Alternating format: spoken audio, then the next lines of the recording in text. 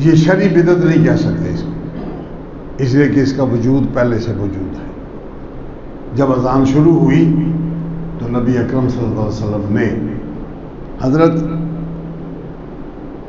عبد الرحمن ابن عبد ربہ، انہوں نے رات کو خواب دیکھا کہ ایک بندہ میرے پاس آیا، اس کے پاس ایک نوبت ہے ڈھول کی طرح بجانے والی، تو کہتے ہیں میں نے کہا کہ یار یہ نوبت مجھے دے دو۔ اس نے کہا آپ کیا کریں گے؟ میں نے کہا جی ہم نماز کے اوقات میں اس کو بجا کے لوگوں کو اطلاع دیں گے کہ نماز کا ٹائم ہو گیا ہے، لہذا جماعت کے لیے جلدی آ جائیں۔ تو اس بندے نے کہا کہ آپ نے یہ نوبت ہی ضرور بجانی ہے، میں آپ کو اس سے ایک بہتر چیز بتا دیتا ہوں۔ میں نے کہا چلو بتا دو۔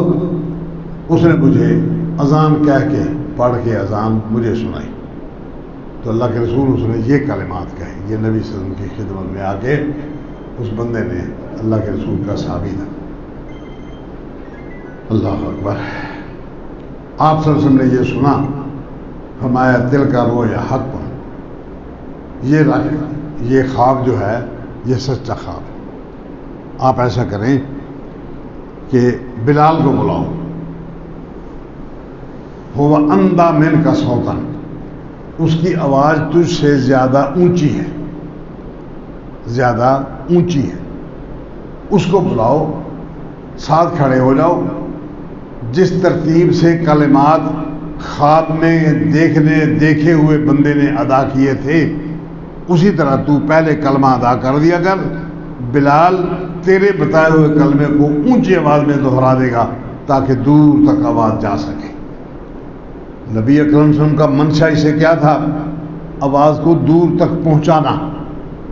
اب جو سپیکر شروع کیا گیا ہے وہ حضرت بلال رضی اللہ تعالیٰ عنہ کے بارے میں نبی اکرم صلی اللہ علیہ وسلم کا جو نظریہ تھا اسی نظریے کو مزید آگے پہنچانے کے لیے کہ حضرت عبد الرحمن ابن عبد ربہ ہی ان کے مقابلے میں بلال کی آواز زیادہ اونچی تھی۔ اب عام حالات میں اذان کہنے کے مقابلے میں سپیکر کو استعمال کر کے آواز کو دور تک پہنچایا جا سکتا ہے، اس لیے یہ شرعی طور پر بدعت نہیں کہہ سکتے۔ دوسری بات، ہم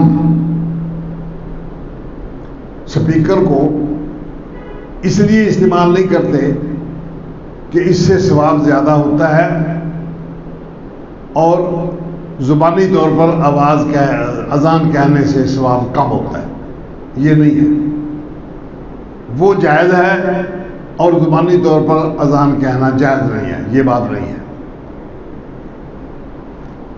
بندہ اپنی زبان سے بلند آواز کے ساتھ جتنی کسی کے پاس ہمت ہے وہ اگر زبانی اذان دے دیتا ہے تو وہی طریقہ ہے جو حضرت بلال رضی اللہ تعالیٰ عنہ کا تھا۔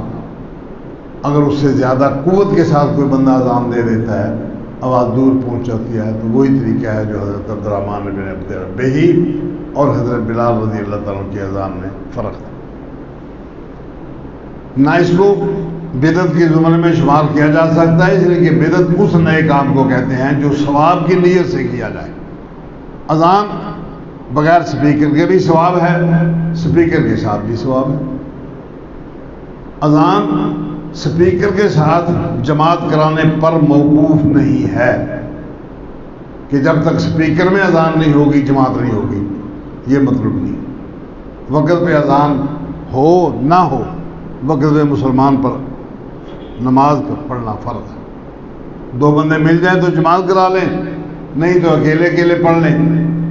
حتیٰ کہ نبی اکرم صلی اللہ علیہ وسلم نے اذان ہو جانے سے پہلے بھی نماز پڑھنا فرض قرار دیا ہے، اس لیے کہ قرآن مجید کہتا ہے ان الصلاۃ کانت علی المؤمنین کتابا موقوتا، کہ نماز مومنوں پر وقت مقرر کے ساتھ فرض کی گئی ہے، اس وقت سے آگے پیچھے نہیں کیا جا سکتا۔ اس لیے اذان اگر نہیں بھی تو ایک مسلمان کو نماز پڑھنا فرض ہے۔ حضرت ابو ذر رضی اللہ تعالیٰ عنہ کو فرمایا کہ ابو ذر تو اس وقت کیا کرے گا جب ائمہ نماز پڑھانے میں دیر کرے گے؟ عرض کیا یا رسول اللہ مجھے تو پتہ نہیں میں اس وقت کیا کروں، جس طرح آپ فرمائیں گے میں اسی طرح کر لوں۔ اب میں تو لوگوں کی جماعت کا انتظار نہ کیا کر، تو لوگوں کی جماعت کا انتظار نہ کیا کر، وقت ہو جائے اول وقت تو اپنے گھر پڑھ لیا کر، مسجد میں جانے کی بھی ضرورت نہیں، گھر پڑھ لیا کر، اس لیے کہ اہمیت جو ہے وہ جماعت کے مقابلہ میں جب ٹائم کی اہمیت کا مقابلہ کیا جائے گا تو ٹائم کی اہمیت زیادہ ہے، جماعت کی اہمیت وقت کے مقابلہ میں کم ہے۔ حالانکہ جماعت کے ساتھ نماز پڑھنے سے 25 یا 27 نمازوں کا ثواب ملتا ہے۔ اب 25 اور 27 کے مقابلے میں اگر بندہ وقت پہ پڑھ لیتا ہے تو اس کو اس سے بھی زیادہ ثواب ہے، نبی صلی اللہ علیہ وسلم حکم ارشاد فرمایا۔ اب جو بندہ نماز کو تاخیر کرتا ہے، جماعت ہی تاخیر سے ہوتی ہے، تو اذان پہلے جلدی کیسی ہو جائے گی؟ اذان ہوئی نہیں، وقت ہو گیا ہے۔ ابو ذر کو فرمایا تو نماز اپنے گھر پہ پڑھ لیا، اب یہاں اذان ہی نہیں ہے سرے سے لیکن نماز پڑھی جا رہی ہے۔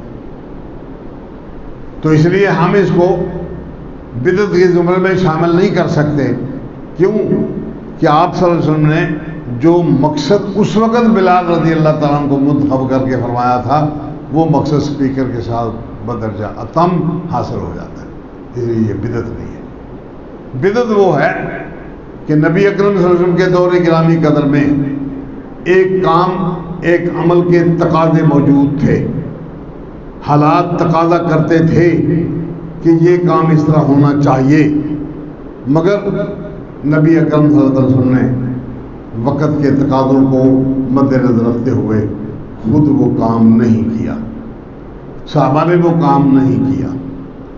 آج کوئی بندہ اس کو دین سمجھ کر وہ کام کرنا شروع کر دے، یہ بدعت، اور جو بدعتی آدمی ہے اس کا دین میں کوئی حصہ نہیں۔ آپ نے ارشاد فرمایا کہ جب ایک بندے میں، ایک جماعت میں، ایک مقام پر چند لوگوں میں ایک بدعت سر اٹھا لیتی ہے تو جہاں بدعت آ جاتی ہے وہاں سے ایک سنت چلی جاتی ہے۔